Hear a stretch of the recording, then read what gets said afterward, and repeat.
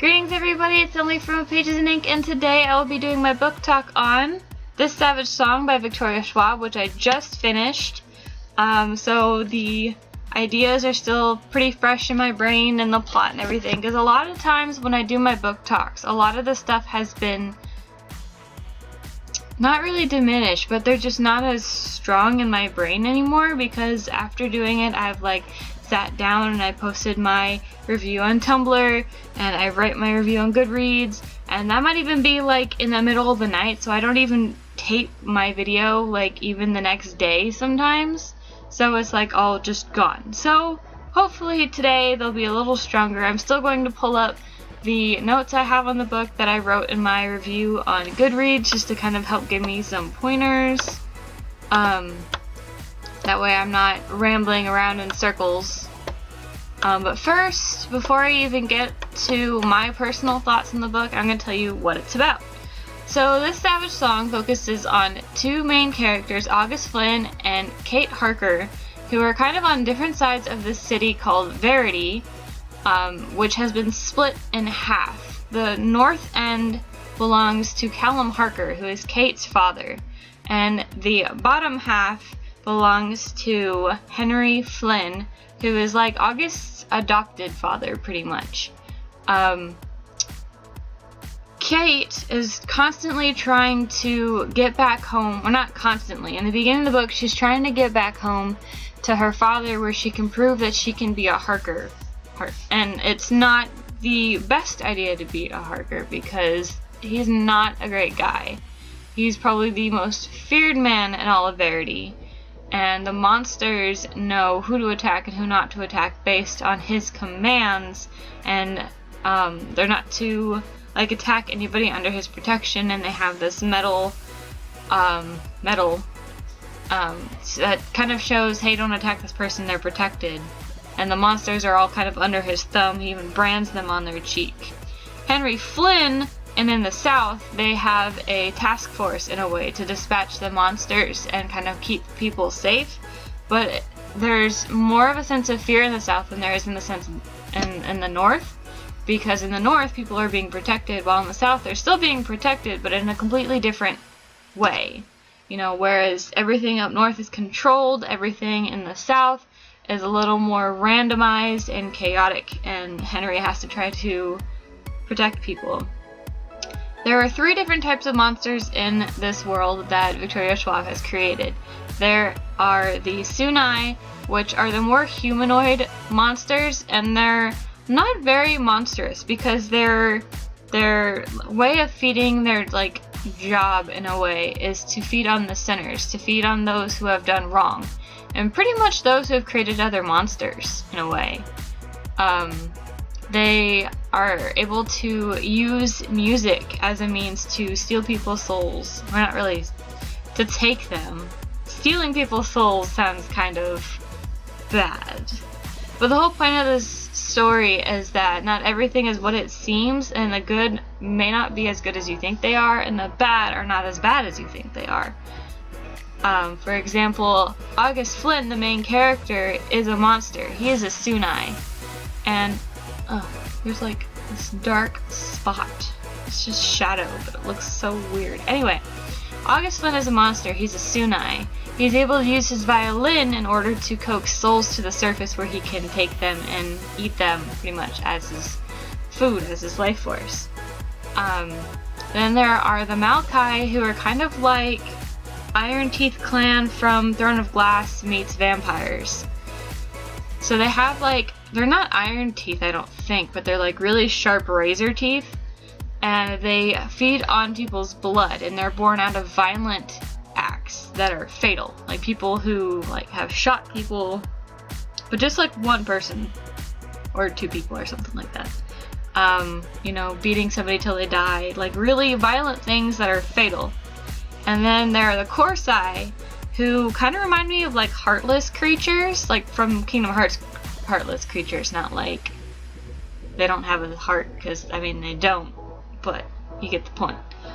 So they're all shadow and claw, and have only one real mission in mind, and that's to kill. and they're after like Bone and stuff. And there's this really interesting, which I'll read to you. There's this really interesting song, and I actually have it on the back of the cover, that there's this kid that it's either a song or it's just like a nursery rhyme kind of thing. But it's Corsai, tooth and claw, shadow and bone will eat you raw. Malkai, sharp and sly, smile and bite and drink you dry. Sunai, eyes like coal, sing you a song and steal your soul. Monsters, big and small, they're gonna come and eat you all. And that's probably one of my favorite things about this story, is because it's really haunting and dark, but it's so catchy too.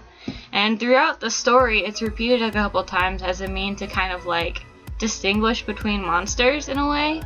And the thing about the Sunai that says eyes like coal, August's eyes are like a pale gray, but whenever there's an image of him taken, either on a video or in a camera, like a picture, if he's looking directly, like his face is facing the camera, his eyes will have this black smudge over it. Whereas, like, everything else, I think either there's, like, I think the Maokai probably just have red eyes, but I think so do the Korsai. So I don't know how that distinguishes, but I guess it's because they're a little more obvious that they're monster. Whereas Sunai, they're very much human looking. And I think the Maokai are kind of like a middle ground. So the Korsai are more monstrous, the Maokai are kind of, they look human until like they smile or they do something specific. Or maybe it's just in their eyes, because I think they also have red eyes. So, you know, they're kind of the in-between. They're more humanoid than a Korsai, but they're also still monstrous and not as monstrous. They're more monstrous than the Sunai. Anyway, so the other interesting thing about this book is Verity and the surrounding cities. So there's different cities surrounding, and there's 4 big ones, there's 10 in total, so there's 6 small ones. And they all have different names, and I can't remember all of them, and they're not all even named in the book. But they were all kind of born out of a post-apocalyptic, in a way, United States. So where Verity is located is like Illinois, Kentucky area, Alabama, I think, if I remember correctly. Which is interesting. So it's like down here, and it's close to my house, like where I live in Florida, so it's like closer to there. I wonder if there's anything there, or like in Hunger Games where like the whole edge of the map has kind of been covered by water. So you don't see a map, which would be awesome. If she could put a map in her second book, because this is a series, unfortunately, that would be cool. I would like to see a map. Victoria Schwab, put a map. Maps are the best thing in books, ever. All books should have maps. All books that aren't even like, any book that is fiction should have a map. It should. It's so helpful when you're reading and you get to really look at the world that you're reading in. Anyway, so all this monster location talk is going to be pushed aside. I'm going to continue on with the plot. So August wants to join the task force, but his parents are like, no, it's too dangerous. But the thing with Sunai is they're pretty much indestructible to a point. And that means that it's not really easy for August to get injured. And eventually he talks him into sending him on a mission, and this mission is to befriend Kate Harker. So they both go to this private school called Colton, and this is after Kate is finally able to talk her father into letting her come home, something she's been working toward for the past 5 years, because she's done multitudes of like bad things to get expelled from school just so she can try to show her father, hey, you can't keep me out of the city anymore, I want to be home. So he finally lets her back home, and they go to Colton. So at Colton, he kind of unintentionally meets her, and they do kind of become friends. And one thing that I have noticed is at the beginning, Kate is kind of painted like this bad girl, and it's because she's trying to be a Harker. But it's like as the story evolves, she kind of loses that whole thing, which I kind of feel is a little bad about her writing, is because it's like it kind of loses its consistency. Because it doesn't have this transition. It's just 1 second she's threatening a girl in the bathroom with a knife, and the next second she's asking August to play music for her and is genuinely wanting to be his friend and be around him. Which isn't a bad thing. You know, bad girls can have friends, but it was the way that she did it that was just kind of like, well, you lost your whole bad girl thing right there. And I guess that comes from the truth that she's not an actual bad girl. She's just trying to be so she can prove to her father that she can run the city. Because she's trying to run the school, in a way. So, as that kind of happens, she's slowly starting to figure out who he is. And he's starting to worry that she's figuring it out. And then that whole plot point, and this isn't a spoiler because it is in the summary, that's when the assassination attempt happens. And I don't know if it's actually on the cover, but it is on the Epic Reads book trailer thing where they talk about what the book is about. It's like Epic Reads explains this Savage song or something. So it is talked about there. It's not a spoiler, it's just a big plot point. So there's an assassination attempt on Kate Harker by the Maokai. And they end up running, and the last half of the book is them running and trying to figure out who is after Kate, what August can do. And from that point, it's just them running and kind of starting to figure out the difference between good and bad, and that, you know, the people they thought were bad aren't really bad, and some of them are, and yeah. So they're just starting to figure out what everything has led up to, that everything has been part of this plan. And I'm not going to get into it any further than that because the ending is really the only spoiler I could really ruin, because everything else is still kind of toned down and there aren't that many big twists in the story. There are a couple other characters that I will talk a little bit about, and that's Elsa and Leo. And Elsa and Leo are both Tsunai, just like August, and they're his kind of like adopted siblings. So Elsa's his sister, and Leo is his older brother. And I think age-wise, I think it goes Leo, Elsa, and August. But I think Elsa was the first Tsunai to align herself with Henry Flynn. I was gonna say August Flynn. Don't know why. I mean, it's true, but August came later. And each of the Tsunai, one thing I didn't explain, each of the Tsunai are born out of mega disasters. So Elsa was born out of a bombing in the basement of a hotel. And Leo was born out of a cult massacre kind of thing. So as the world was ending, they were like taking their families with them in this blaze of glory, kind of ending the world kind of thing. There's no bomb going off, but what August had said was they were jumping off roofs, which is kind of a weird way to die. And I'm assuming, in my mind, I'm thinking they're jumping off of barn roofs, because I think he said something about a village or something, and I'm thinking like barn roofs and like one-story houses just jump off. I'm like, you're gonna break legs unless you're like landing on your back. I don't think you're gonna die. But if they're like jumping off like giant buildings in the city, then that makes sense, but I think it's, I don't know. Which means that Leo was born of righteousness in a way, and Elsa was born in like a scattered way, so she's very scattered in personality, and Leo's very righteous. And at one point, August is asked what, you know, that means about him, and he answers lost. And I'm not going to tell you what he was born out of because it's kind of a spoiler, and I'm trying to keep this kind of non-spoilery because there aren't that many, so I don't want to ruin anything for anybody that wants to read it. So I actually think I touched on all the points without really looking over, but I will look over real quick and just kind of see if there's anything that I missed. Now this is the first Victoria Schwab book that I've read. Like I said, I have not read A Darker Shade of Magic yet. My computer's being a pain. So I don't know anything about any of her books. I don't know if I'll like any of her books, but you know, the best way to find out is to read another one. So Darker Shade of Magic is still on my TBR. It's still on my bookshelf over there, and I will get it to eventually. I don't think I'll be reading it just yet, though. My favorite character in the whole book is probably August, because he's just really interesting, and I have a thing for musicians. I have noticed that my type of guy has been a musician. Like, all the people that I've dated have played an instrument of some sort. So, that's interesting. But anyway, he's also kind of a sweetheart in a way, but he's not like puppy dog you don't want to kick. He's kind of more like a cat, I guess. You know, he can be dangerous and he has claws, but he's not always that way.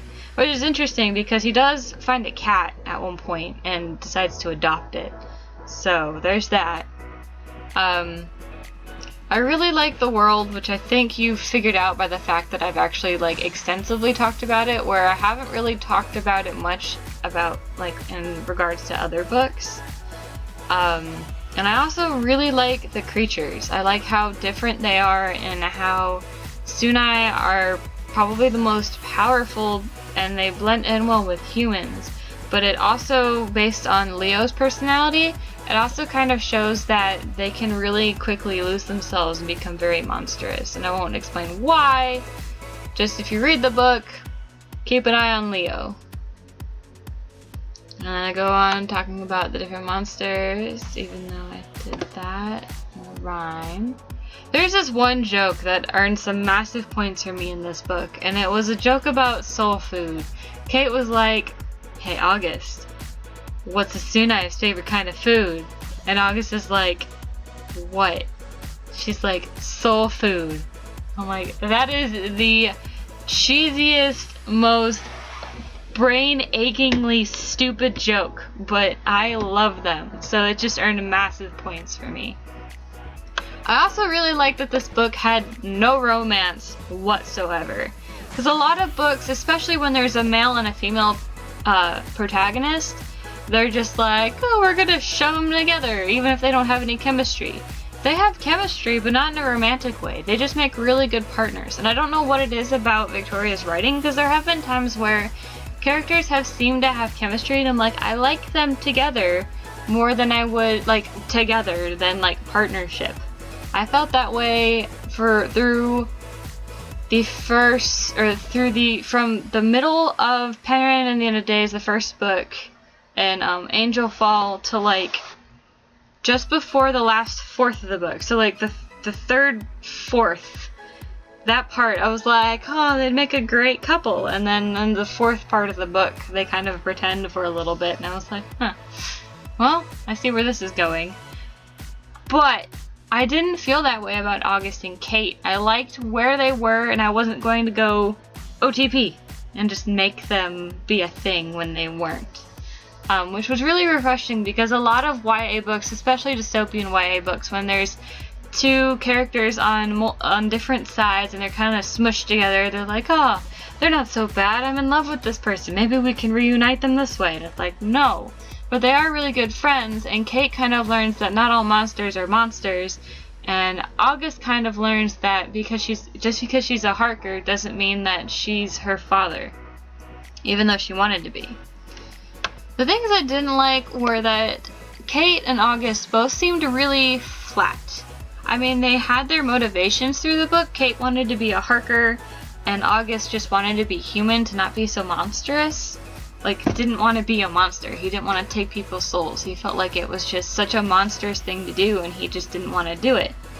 But other than that, there wasn't a whole lot of motivation. Toward the end, it was more August wanted to keep him safe, and Kate just wanted to be safe, which is understandable. But it just didn't, they didn't feel very rounded. You know, there wasn't a whole lot of personal stuff. It was more, there's a lot of secrets, not enough, what kind of food do you like? What's your favorite color? Which, you know, isn't, I guess when a character is like the second, like the latter example, it can also make them very flat, but you need both of them to have like a well-rounded character, if that makes any sense. Which I struggle with my own characters, especially in roleplay, because I roleplay online on Roleplay Gateway. A lot of my characters I struggle with picking their likes and dislikes, but once I do, I feel like they kind of have more of a full shape, and less of like, their favorite color is blue, their history makes them very against, or very, what's the word I'm looking for? Not into into humanity. They don't like humans. They're very, I want to say adverse, but that's not the word I'm looking for. It starts with an A. That's been happening a lot lately. Words seem to like form and then disappear, and I'm like, oh, come back. Anyway, so that's just something I have a problem with. I also have a problem with the fact that it's a series. it would make a very excellent standalone. We didn't need the ending to be the way that it was. We also don't need a sequel. And a lot of people are like, I need more. I'm like, I'm fine. I'm good. That was awesome. I don't need more. It's going to crumble, probably. And the only other thing that I have that I didn't like was the summary, because the assassination attempt is like just after the halfway point of the book. So it's kind of like you're sitting there wondering when this is going to happen. It's like every time creatures arrive, or every school day, you're like, is it gonna happen today? Is the school gonna explode? What's gonna happen? And then they just go to school and go to class and then skip class, and they're talking out on the bleachers, and you're like, okay, this is turning out to be very contemporary. Where are the monsters? So it just probably need to tweak the summary a little bit. But that's the only other notes that I really have based on that. But I think one of my favorite things about this book were the world and the monsters, and the fact that Tsunai can use music to steal souls, because that's kind of cool. And I mean, even just, I feel like, I don't know, that'd be an interesting thing to do. It's like to be a band and like take souls, which kind of, now that I think about it, reminds me of a manga / anime called Shugochara, where they don't take souls, but they take things called soul eggs, which kind of has what makes a person and not like a walking, talking robot. And the main antagonist, Utau, and her brother, kind of, whose name for some strange reason escapes me, but they're both part of a band, and they play music, and they get the eggs to kind of come out of people, and then they take them and run away. So it kind of reminds me of that, except they're not taking them and running away, they're eating them, and the only souls they can take are bad souls, so that's weird. Which also reminds me of Soul Eater. But anyway, I did really enjoy this book. Like I said, it was awesome. I don't think we need a sequel, but we're gonna get one anyway, and I'm pretty sure it's going to be awesome. I just really hope that it doesn't, like, I really hope it doesn't try to be more than it really is. It's hard for me to explain, but yeah. So that is all I have for you with this book talk. I actually think I kind of stayed online a little bit better this time than usual, where I'm like, I liked this point, and then I'm gonna go on a tangent about this point. I blame my dad for that. But I have one more video for you guys today, and that is my July wrap-up and possible August TBR. The problem with doing a TBR is I have so many books right now that if I pulled out my TBR pile, it would be like you wouldn't be able to see the top of it. That's how bad it is right now, especially because I went to Montana, and if you've seen my book haul video, I have a lot of books, to the point where I'm starting to run out of room on my bookshelves. My new shelf, the books are already starting to line up along the bottom, and this shelf is too. I have space here and a little space like down over here, but I'm running out of space. This is concerning, because I only have room for 2 bookshelves in my bedroom. I can't be like Tilly and have like a whole library room, unfortunately. But anyway, I will see you guys in a bit to do my July wrap up and maybe August TBR. I hope you guys have a wonderful day. I hope you guys are having a good week. If not, I hope that me kind of ranting about this dark book will either A, make you want to read it and kind of bury yourself in a different world for a while, or B, at least my ranting will entertain you in some way. I love you guys. Thank you so much for watching, and it always means so much to me when you guys watch my videos, because I know I'm not the best and most consistent booktuber, but it really does mean a lot to me, and you guys watching helps to kind of make me keep making videos. So thank you so much. I will see you guys in a bit, and happy reading.